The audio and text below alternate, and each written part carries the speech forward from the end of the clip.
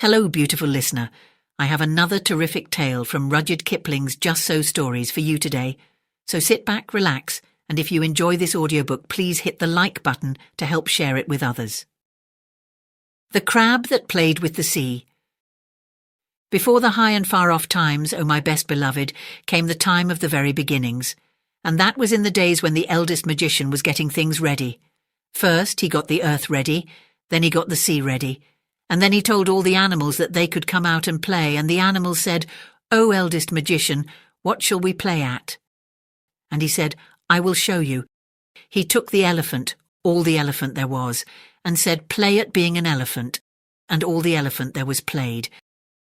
He took the beaver, all the beaver there was, and said, "Play at being a beaver," and all the beaver there was played. He took the cow, all the cow there was, and said, "Play at being a cow," and all the cow there was played. He took the turtle, all the turtle there was, and said, "Play at being a turtle," and all the turtle there was played. One by one he took all the beasts and birds and fishes and told them what to play at. Towards evening, when people and things grow restless and tired, there came up the man, with his own little girl-daughter. Yes, with his own best beloved little girl-daughter sitting upon his shoulder, and he said, "What is this play, eldest magician?" And the eldest magician said, "Ho, son of Adam, this is the play of the very beginning, but you are too wise for this play." And the man saluted and said, "Yes, I am too wise for this play, but see that you make all the animals obedient to me." Now, while the two were talking together, Pauama the crab, who was next in the game, scuttled off sideways and stepped into the sea, saying to himself, "I will play my play alone in the deep waters, and I will never be obedient to this son of Adam." Nobody saw him go away except the little girl-daughter, where she leaned on the man's shoulder. And the play went on till there were no more animals left without orders, and the eldest magician wiped the fine dust off his hands and walked about the world to see how the animals were playing. He went north, best beloved, and he found all the elephant there was digging with his tusks and stamping with his feet in the nice new clean earth that had been made ready for him. "Kun," said all the elephant there was, meaning, "Is this right?" "Paya kun," said the eldest magician, meaning, "That is quite right." And he breathed upon the great rocks and lumps of earth that all the elephant there was had thrown up, and they became the great Himalayan mountains, and you can look them out on the map. He went east and he found all the cow there was feeding in the field that had been made ready for her, and she licked her tongue round a whole forest at a time, and swallowed it, and sat down to chew her cud. "Kun," said all the cow there was. "Paya kun," said the eldest magician, and he breathed upon the bare patch where she had eaten, and upon the place where she had sat down, and one became the great Indian desert, and the other became the desert of Sahara, and you can look them out on the map. He went west, and he found all the beaver there was making a beaver dam across the mouths of broad rivers that had been got ready for him. "Kun," said all the beaver there was. "Paya kun," said the eldest magician, and he breathed upon the fallen trees and the still water, and they became the Everglades in Florida, and you may look them out on the map. Then he went south and found all the turtle there was scratching with his flippers in the sand that had been got ready for him, and the sand and the rocks whirled through the air and fell far off into the sea. "Kun," said all the turtle there was. "Paya kun," said the eldest magician, and he breathed upon the sand and the rocks where they had fallen in the sea, and they became the most beautiful islands of Borneo, Celebes, Sumatra, Java, and the rest of the Malay archipelago, and you can look them out on the map. By and by the eldest magician met the man on the banks of the Perak River, and said, "Ho, son of Adam, are all the animals obedient to you?" "Yes," said the man. "Is all the earth obedient to you?" "Yes," said the man. "Is all the sea obedient to you?" "No," said the man. "Once a day and once a night the sea runs up the Perak River and drives the sweet water back into the forest so that my house is made wet. Once a day and once a night it runs down the river and draws all the water after it, so that there is nothing left but mud and my canoe is upset. Is that the play you told it to play?" "No," said the eldest magician. "That is a new and a bad play." "Look," said the man, and as he spoke, The great sea came up the mouth of the Perak River, driving the river backwards till it overflowed all the dark forests for miles and miles and flooded the man's house. "This is wrong. Launch your canoe and we will find out who is playing with the sea," said the eldest magician. They stepped into the canoe. The little girl-daughter came with them, and the man took his kris, a curving wavy dagger with a blade like a flame, and they pushed out on the Perak River. Then the sea began to run back and back, and the canoe was sucked out of the mouth of the Perak River, past Selangor, past Malacca, past Singapore, out and out to the island of Bintang, as though it had been pulled by a string. Then the eldest magician stood up and shouted, "Ho, beasts, birds and fishes, that I took between my hands at the very beginning and taught the play that you should play. Which one of you is playing with the sea?" Then all the beasts, birds and fishes said together, "Eldest magician, we play the plays that you taught us to play, we and our children's children, but not one of us plays with the sea." Then the moon rose big and full over the water, and the eldest magician said to the hunchbacked old man who sits in the moon spinning a fishing line with which he hopes one day to catch the world, "Ho, fisher of the moon, are you playing with the sea?" "No," said the fisherman, "I am spinning a line with which I shall some day catch the world, but I do not play with the sea." And he went on spinning his line. Now there is also a rat up in the moon who always bites the old fisherman's line as fast as it is made, and the eldest magician said to him, "Ho, rat of the moon, are you playing with the sea?" And the rat said, "I'm too busy biting through the line that this old fisherman is spinning. I do not play with the sea," and he went on biting the line.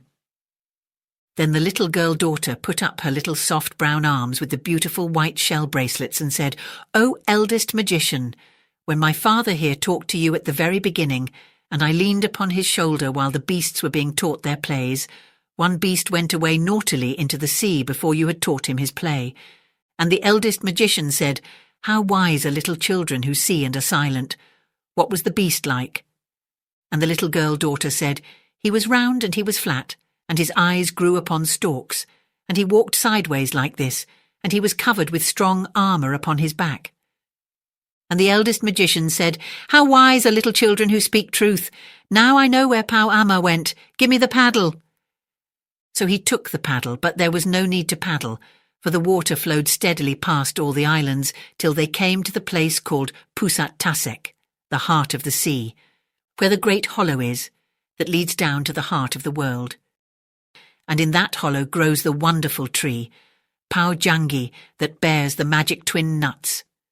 Then the eldest magician slid his arm up to the shoulder through the deep, warm water, and under the roots of the wonderful tree he touched the broad back of Pau Ama the crab.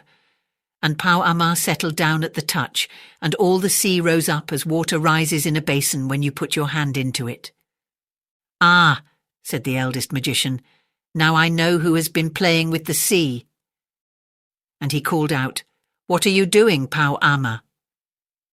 And Pau Ama, deep down below, answered, "Once a day and once a night I go out to look for my food. Once a day and once a night I return. Leave me alone."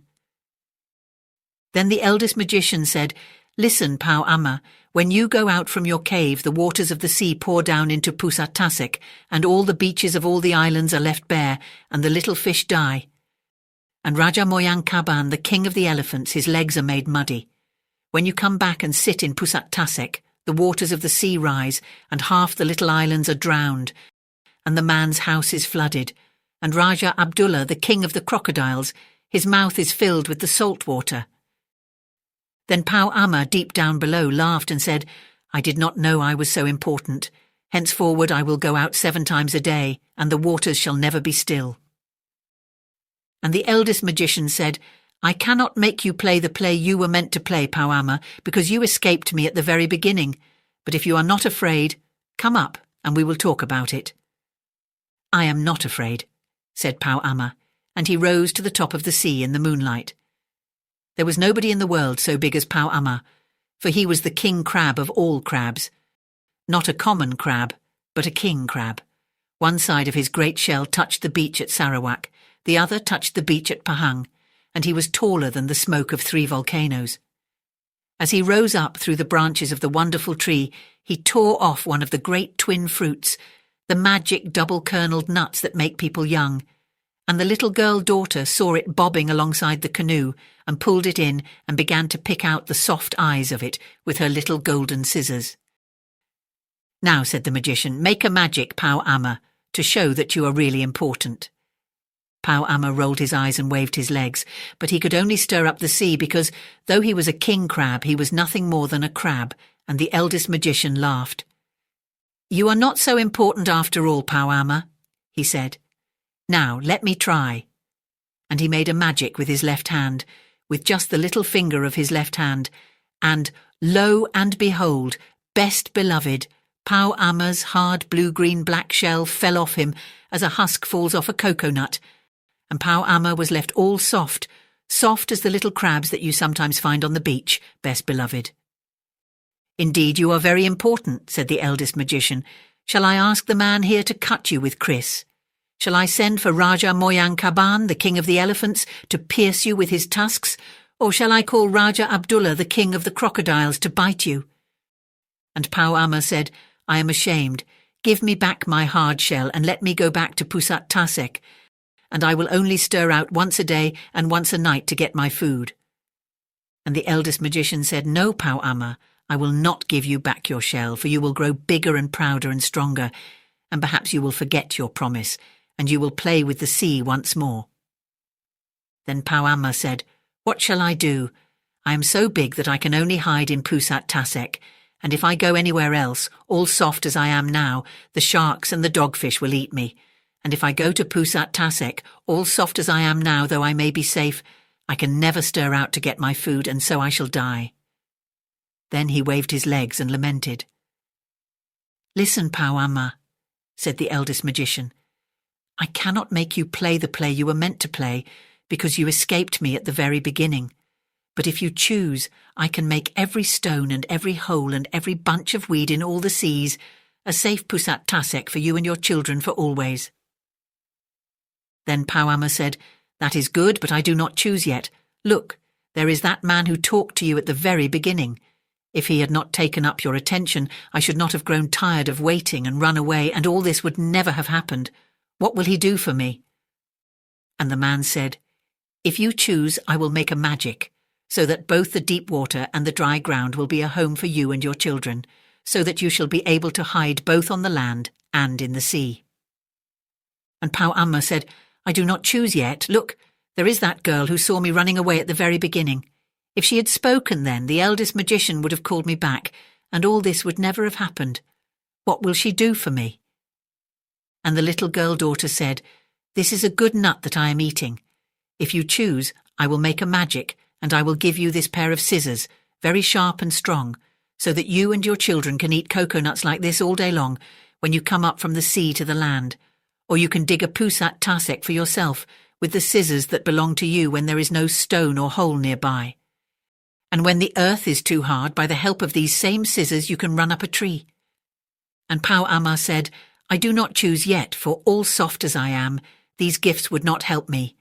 Give me back my shell, O eldest magician, and then I will play your play."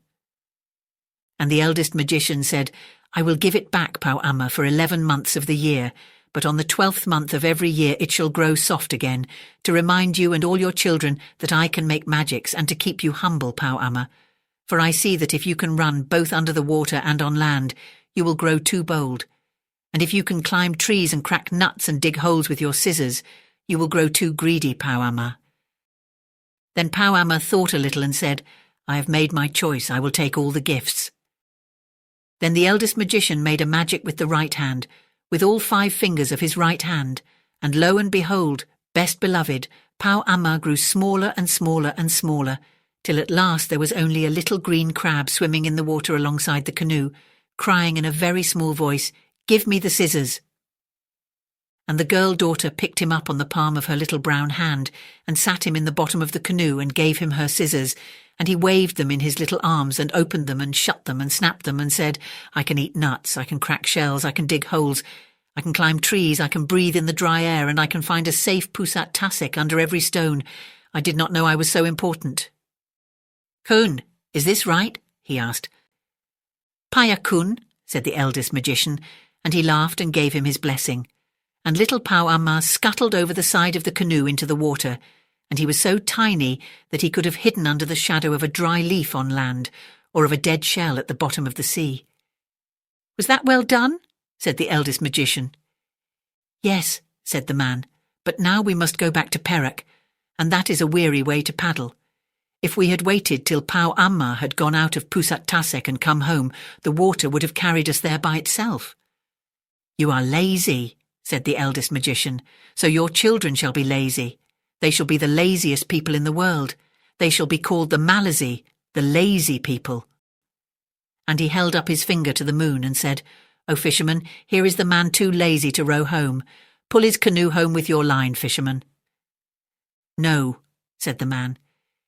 "If I am to be lazy all my days, let the sea work for me twice a day forever. That will save paddling." And the eldest magician laughed and said, "Payakun." That is right. And the rat of the moon stopped biting the line, and the fisherman let his line down till it touched the sea, and he pulled the whole deep sea along, past the island of Bintang, past Singapore, past Malacca, past Selangor, till the canoe whirled into the mouth of the Perak River again. "Kun," said the fisherman of the moon. "Payakun," said the eldest magician. "See now that you pull the sea twice a day and twice a night forever, so that the Malaysy fishermen may be saved paddling, but be careful not to do it too hard, or I shall make a magic on you as I did to Pau Amma." Then they all went up the Perak River and went to bed, best beloved. Now listen and attend. From that day to this, the moon has always pulled the sea up and down and made what we call the tides. Sometimes the fisher of the sea pulls a little too hard, and then we get spring tides, and sometimes he pulls a little too softly, and then we get what are called neap tides, but nearly always he is careful because of the eldest magician. And Pau Amma, you can see when you go to the beach how all Pau Amma's babies make little Pusat Taseks for themselves under every stone and bunch of weed on the sands. You can see them waving their little scissors, and in some parts of the world they truly live on the dry land and run up the palm trees and eat cocoa nuts, exactly as the girl-daughter promised. But once a year, all Pau Ammas must shake off their hard armour and be soft to remind them of what the eldest magician could do, and so it isn't fair to kill or hunt Pau Amma's babies just because old Pau Amma was stupidly rude a very long time ago. Oh yes, and Pau Amma's babies hate being taken out of their little Pusat Taseks and brought home in pickle bottles. That is why they nip you with their scissors, and it serves you right. Thank you for listening. I hope you enjoyed the story, and if you did, please like, subscribe or comment to share this video with others. I hope you have sweet dreams, and don't forget to come back soon for another terrific tale.